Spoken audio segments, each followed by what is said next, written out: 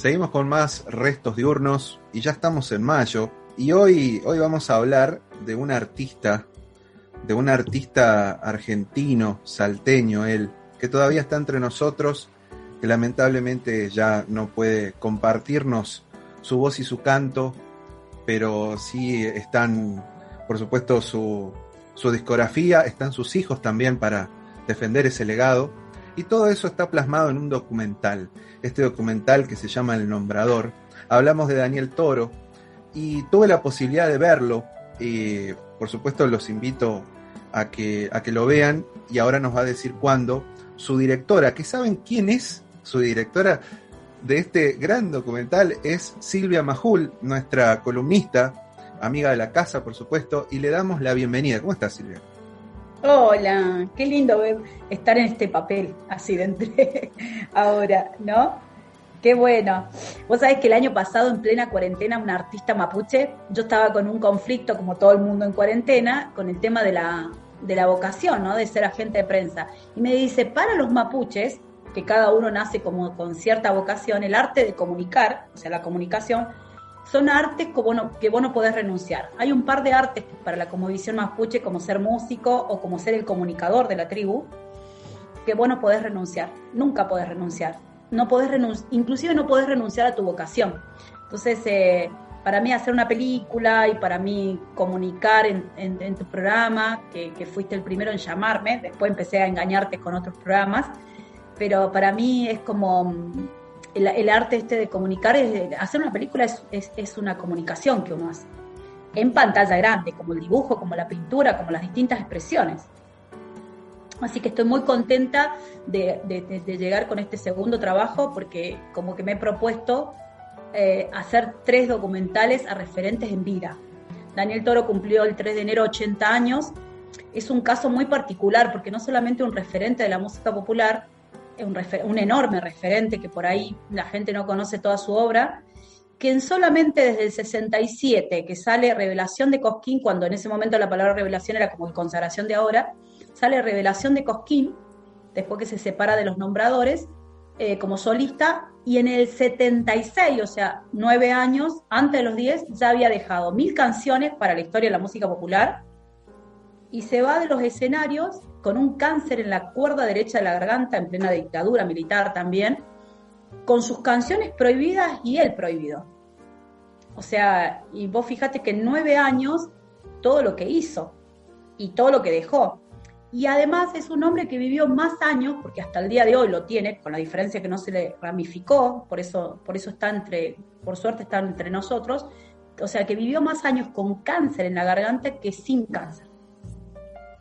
Entonces es como un caso de vida muy especial también. Era como una manera de contar eso.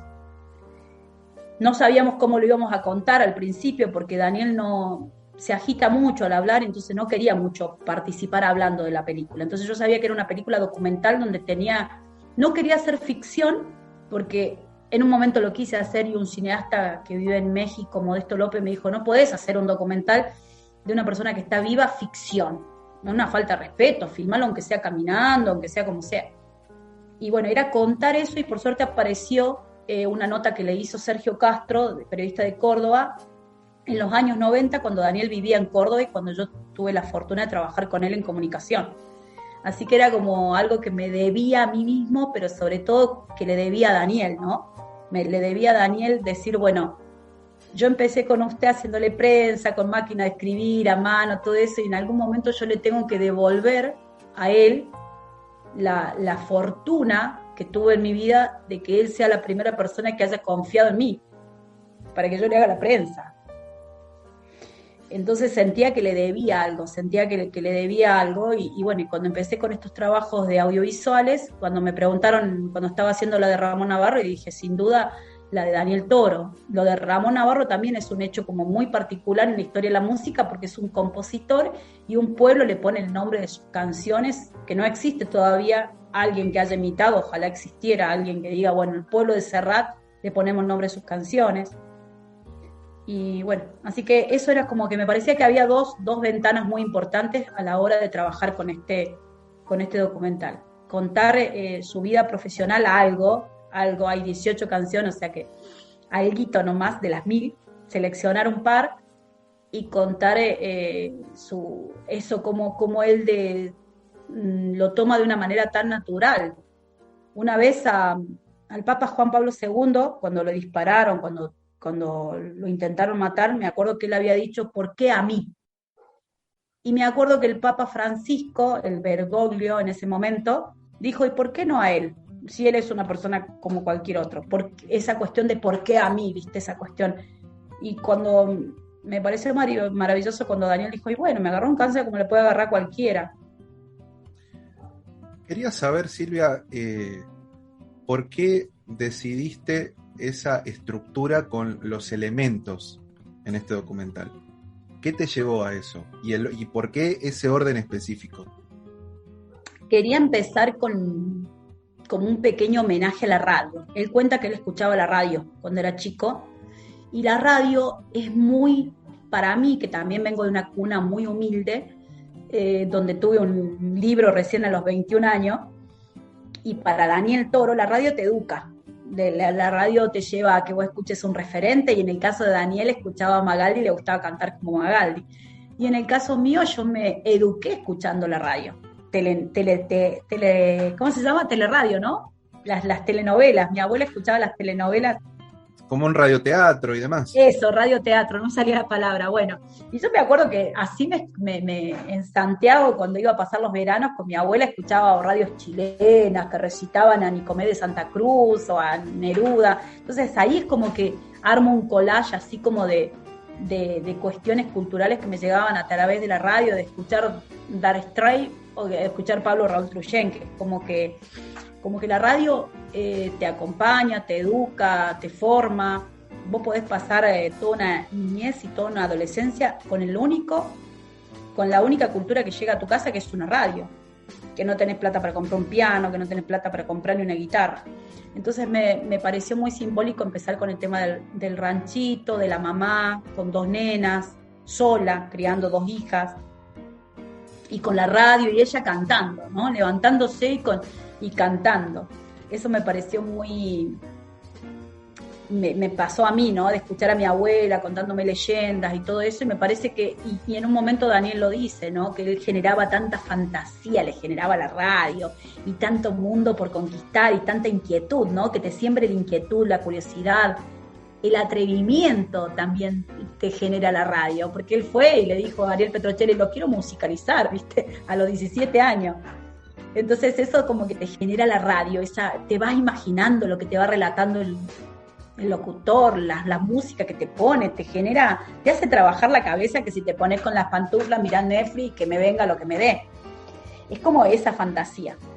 Eso por un lado. Entonces empecé también a construirla. En un momento los locutores iban a ser solamente como consultadores, como parte de la preproducción, y al final terminó siendo un locutor de Cosquín, que todo el mundo lo conoce, como Pólice, Sergio Castro, la Colo, el investigador, el músico, porque últimamente se hacen muchos documentales, muchas películas, solamente músico, el cara conocida. Entonces me parecía que el anonimato a través de los locutores tenía que estar.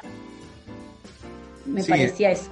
Están, bueno, ahí los colegas, sobre todo los que están interiorizados en todo este mundo, entonces siempre hay un aporte más, hay un chiquito que va a salir de esas personas que no lo van a tener otros, así que sí.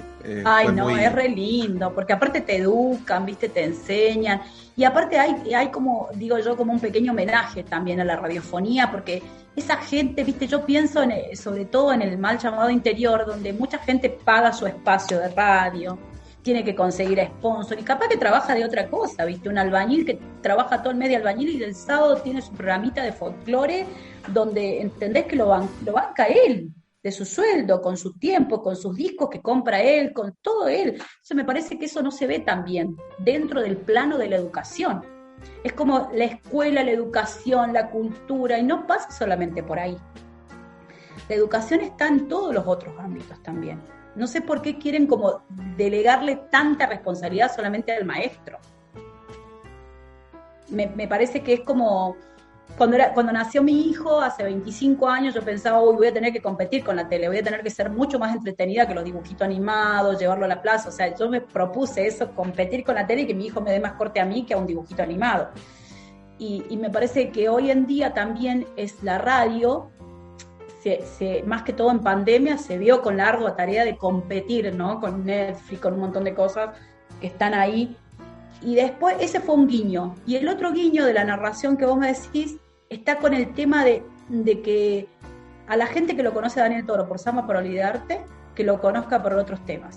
Y a la gente que lo conoce a Daniel Toro en todo su esplendor y conoce toda su obra, todo eso, pero que tiene prejuicios y cree que el folclore es una sola cosa, o aquellos que escuchan rock y que se creen que el folclore es un género menor, me parecía que también quería unir eso. Entonces aparecen dos cosas que para mí fueron hermosas y que son los grandes, cuando uno hace una película siempre aparece en material inédito. Y cuando apareció, bueno, Cosquín 1968, gracias a Luis Nogués de Cosquín y gracias a la municipalidad que pudo digitalizar ese trabajo, que no estaba, porque todos saben que las cintas antes se regrababan porque era re cara, o en la época de la dictadura se tiraron muchos VHS. Entonces cuando apareció ese material, que fue un sueño, y después cuando aparece de Miguel Abuelo, yo sabía que existía hace como 10 años un material inédito de Miguel Abuelo haciendo la Antigal. Le pedí a mi hijo que se conecte con la página de YouTube donde habían subido ese pedacito de ese tema. El tipo que había filmado eso estaba surfeando en Austria. Bueno, después comunicarme con la Fundación Miguel Abuelo fue todo un tema, y cuando aparece y que lo ves a Miguel Abuelo ahí haciendo la Antigal con esa voz tan hermosa, me conecto, eso fue en marzo del año pasado, y me conecto con el sobrino, le digo, ay, qué lindo que cantaba tu tío, qué hermoso esto, qué hermoso lo otro. Y me dice, lo que pasa es que mi tío empezó cantando bagualas, se fue a todo el norte argentino y cantaba bagualas con la hermana, con mi mamá, y eran el dúo Peralta. Y me encantó eso. Después el tema del origen del tema baguala, que significa bagual, que es algo indomable. Entonces me parecía esta cuestión de rebeldía de Miguel Abuelo domando y empezando a domar, intentando domar la baguala, y esa desesperación por hacerlo de la mejor forma cuando canta la Antigal. Entonces eso fue otro guiño para que yo lo invite a Moyo a hacer Cuando tenga la tierra. Pero la verdad es que no es mentira cuando digo que desde la época de la era de la boludez, que habían sacado el arriero, yo decía, claro, porque fue justo en esa época que ellos sacan ese disco, que yo estaba trabajando con Daniel Toro en Córdoba. Entonces yo decía, qué lindo que canten este tema Cuando tenga la tierra, porque vos sabés que Juan Manuel, que Cuando tenga la tierra, cumple 50 años ahora, en diciembre. Cumple 50 años, digo, cumple 5.000, ¿no? Pero cumple 50 años, está tan actual. Entonces, y lo convidé a Moyo. Y Moyo me dijo, bueno, que estaba bien, pero que él no iba a recitar. Y me propone a Rubén Patagonia, eso te cuento, que lo sabe poca gente, me propone a Rubén Patagonia, y Rubén Patagonia justo se enferma, que ahora por suerte está bien, está recuperándose. Y yo pensaba que igual Rubén me mandó el recitado. Y yo pensaba que Moyo nos decía, bueno, yo les voy a mandar, chico, el video. Y 2 días antes me dice, bueno, los espero el viernes en mi casa, te espero, Juan Manuel, pasado mañana en mi casa, para que filmemos, tengo un patio muy grande. Y yo, entonces lo voy a filmar a Moyo y lo voy a tener con el videíto grabando a Rubén, grabado, digo, ay no. Entonces le mandé un mensaje y le dije, ¿y qué te parece Nadia Larcher? ¿La escuchaste? ¿Te gusta? Sí, me encanta, venite. Y ahí, así que pobre Nadia fue, hola, ¿qué tal? ¿Querés grabar para una película el recitado de Cuando tenga la tierra para pasado mañana? Vamos a la casa de vos. Era todo así, pobre. Porque fue la última escena. Nosotros, cuando vos me preguntás del narrado, fueron 10 días de rodaje en Cosquín, 10 días de la narración, 10 días de rodaje en Salta, pandemia mundial, un solo día afuera de la casa para grabar Cuando tenga la tierra y el encuentro de Daniela con el hijo menor de Ariel Petrocelli, que para mí eso fue uno de los momentos más emotivos a nivel personal, como soy una persona así con ese corazón de viejita, ¿viste? Ay, los nenes se encontraron, se conocieron, ¿viste? Yo digo que tengo más años en mi corazón que de lo que tengo de edad, porque me encantó eso, me pareció re tierno, ¿viste? Los nenes se encontraron, se conocieron, y aparte con tiempos de pandemia, ¿viste? Bueno, no podés hacer no sé, tres rodajes, 3 tomas, 5 tomas, no, el tiempo era corto, no se podía ni besar la gente, hablando, tocando, y chau, nos fuimos. No podías compartir mucho tiempo. Así que eso fue como un día de rodaje, fue Moyo, el encuentro con Samir. Nos quedaba un día nomás como para completar lo que yo tenía, diríamos, el sueño. Daniela había grabado acá en Córdoba con Claudio, con Carlos, y listo, construimos una película en menos de un año con el material de 20 días que teníamos y sabíamos que teníamos que terminarla. No, igual no me quedé con ganas de nada, creo que es lo como decirte, bueno, sí, es como si voy a decir, bueno, estoy en casa y tengo que hacer un guisito y me arreglo con lo que hay. Eso es lo que se sentía. Ya que los nombraste, al hijo de Ariel Petrocelli y bueno, a Daniela Toro, me gustaría saber, porque hay una química que me pareció muy linda en ese toque. La verdad que era algo así como que por un momento hubiesen estado los padres de ellos ahí, porque o mirando atrás de la cámara, era como muy... Me resultó raro, pero raro en el sentido de bonita esa escena, de cómo una improvisación de cuando van charlando, uno se pone a cantar, el otro le completa y encima encajan. ¿Viste?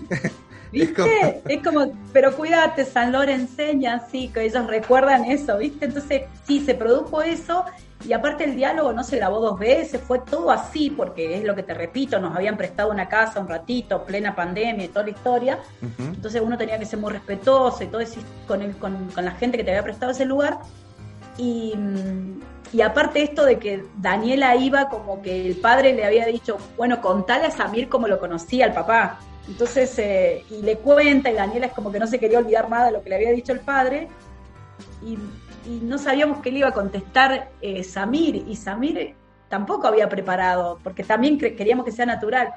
Y me encantó cuando Samir le dice, bueno, pero fíjate vos, porque si tu papá no hubiese hecho este tema, yo no estaría aquí. Es muy genial eso me gustó mucho. Así que fue...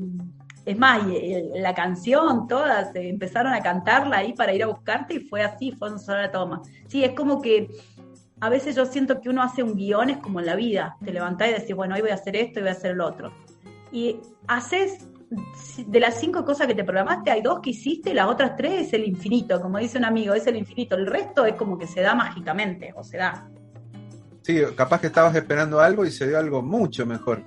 Que te quedas sí, como... totalmente, o no, o no, pero de pronto, por ejemplo, un ejemplo que también es cuando yo no lo tenía pensado grabar a Panchito Arce, no lo tenía pensado ni grabar, ni siquiera, porque era, bueno, van a estar los hijos, pero los músicos tampoco me voy a andar buscando cuál músico. Me enteré de que hay uno de los nombradores que vive en España, ¿viste? Está muy grande. Yo dije, bueno, no, hijos, músicos que tuvieron algún momento, no, ¿viste? No era mi idea buscar, no sé, la hija de Rata Barrio Nuevo y todo eso. Y hay uno de los nombradores que vive en Salta, que es Chichi Barra. Entonces decidí que no. Y el último día de Cosquín, que estás re cansada, que vení de dormir re mal, que estábamos con prensa, que estábamos con todo eso, me dice Pólice, che, Panchito Arce se enteró que vos estás haciendo una película y se vino. Está acá, está parando en mi casa, a las 4 de la tarde nos vemos en tal bar. Yo se me había ido la cámara, se había ido Daniela, ya se habían ido todos, y digo, Eduardo, bueno, vamos a filmarlo. Y lo llamamos a un amigo que justo estaba en Cosquín haciendo cámara, lo llamamos, bueno, che, Marcelo, ¿nos querés venir? Y fuimos, 5 de la tarde, último día, digo, eso remarco porque para el que está 10 días en Cosquín estás agotado ese día. Y bueno, lo filmamos a Panchito, y él se había ido con unas fotos que eran inéditas, esas fotos de que lo traen alzando en andas a Daniel. Hay unas fotos que nos cedió Panchito, que son una maravilla, y al final, siempre en todo documental, en toda película con tratamiento documental y en todo documental, aparece como una voz de mando, que es la que presenta. O sea, no aparece, hola, ¿qué tal? Bueno, va a ser un documental que van a hablar de mí. Siempre aparece como... En lo de Ramón Navarro, yo elegí que sea el hermano, porque el hermano, bueno, integró un conjunto muy importante en los Huarquemapo, y me parecía bueno esta cuestión del hermano. Y acá no sabían, no tenía bien claro todavía, no lo había escrito en el guión. Y después cuando nos habló Panchito, es más, estábamos en Salta rodando y ahí me entero que murió, cosa que no le dijimos a Daniel en el momento. y dije, no, tiene que ser Panchito, de la forma que lo presenta como un hermano, ¿viste? Sí, hay una emoción tan genuina. Se Sí, notaba y eso, aparte hablaba con una admiración. aparece el material de 1968 de Daniel, está él también, ¿viste? Era como que todo cerraba para que sea él. Y esa cuestión de que se larga a llorar ahí, ¿viste? Todos nos quedamos, hasta la cámara, todos quedamos congelados con, ¿viste? ¿Qué decís? Y sí, se dio muy naturalmente. Así que es como que se escribió otro guión a partir del primero que habíamos relatado. Es un guión antes de mostrártelo y es otro guión ahora. Yo pensaba inclusive a Daniel Toro robarle como más imágenes de él paseando en el pueblo. Lo quería llevar a Cafayate. Daniel Toro está re tranquilo en su casa, no quiere que nadie lo hinche. Ya él siente que ya está. Imagínate, en 10 años dejó 1000 canciones. ¿Qué lo voy a andar molestando? Un hombre grande. Vayamos hasta Cafayate, que son como 200 kilómetros, que lo quiero filmar en la punta de una montaña, un dron. Yo tenía otras ideas también, pero bueno, me parece que quedó como diciendo, bueno, poquito, pero bueno. Buenísimo. Estimada Silvia, ¿dónde podemos ver este documental?